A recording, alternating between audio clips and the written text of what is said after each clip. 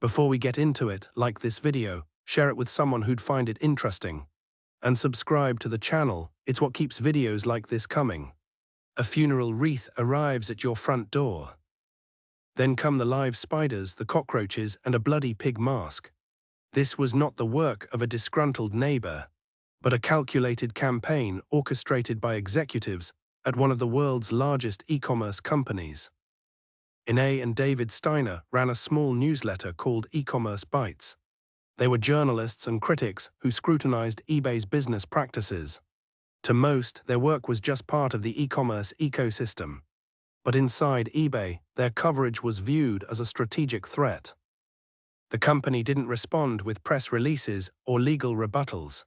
Instead, they responded with a criminal campaign of cyberstalking that spanned from their corporate offices to the victim's home in Massachusetts.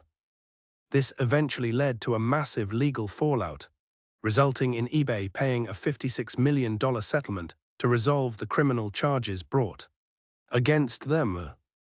This incident serves as a stark reminder of how quickly corporate culture can descend into criminal activity when the lines between protecting a brand and silencing dissent become blurred. Why would a multi-billion-dollar corporation risk its reputation and its future by terrorizing two newsletter writers?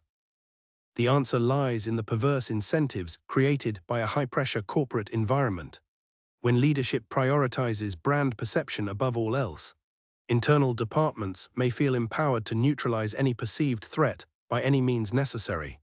The goal was to stop the negative coverage, but the incentive structure likely rewarded aggressive, results-oriented behavior without sufficient oversight. When you reward the outcome, in this case the silence of critics rather than the process, you create a vacuum where ethical guardrails collapse.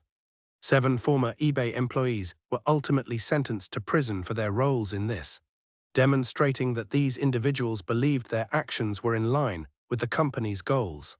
If the culture rewards the elimination of friction, then friction creators like the Steiners become targets for the overzealous. The mechanics of this harassment were chillingly systematic. Former eBay executives and staff utilized their corporate resources to coordinate the abuse. They tracked the Steiners, monitored their home, and used the company's internal reach to inflict psychological distress. It wasn't just a rogue actor acting in isolation. It was a coordinated operation involving multiple departments and layers of staff, including the former director of global resiliency. This level of coordination suggests that the culture of harassment was not just a side effect but a feature of how some teams operated. For months, the victims were subjected to a barrage of macabre items and unwanted attention. It is worth stating that this video is for informational purposes only and does not constitute financial or legal advice. It is a documentation of a failure in governance where internal systems meant to protect the company actually facilitated a criminal enterprise. The consequences were both immediate and long-lasting. 7 individuals were sent to prison, a catastrophic outcome for their careers and their lives. The company was forced to pay a $56 million settlement, a figure that acknowledges the severity of the harm caused to the Steiners.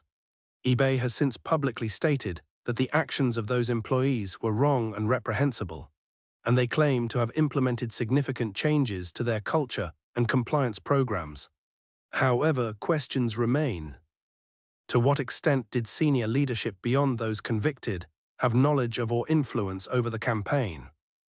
We also do not know what specific internal policy changes have been audited to ensure such a culture does not persist at eBay. When a company claims it has changed, the burden of proof rests on the long-term shifts in its governance. Until those audits are transparent, the shadow of this culture remains an open question for shareholders and the public alike. The real cost of this case is not just the $56 million or the prison sentences. It is the realization that corporate immunity is often a myth. When a culture incentivizes the silencing of critics, it eventually turns its destructive energy inward, consuming the very people it was meant to protect. If an organization cannot tolerate dissent, it has already lost the ability to self-correct. That is a dangerous position for any company. and an even more precarious one for anyone invested in its future. A company that prioritizes its ego over its integrity will eventually find that its reputation is the one thing it can no longer afford to lose. That's it for this one. If you got something out of it, hit like, share it with someone who'd care, and subscribe so you don't miss the next one. It genuinely helps the channel grow, and there's a lot more coming.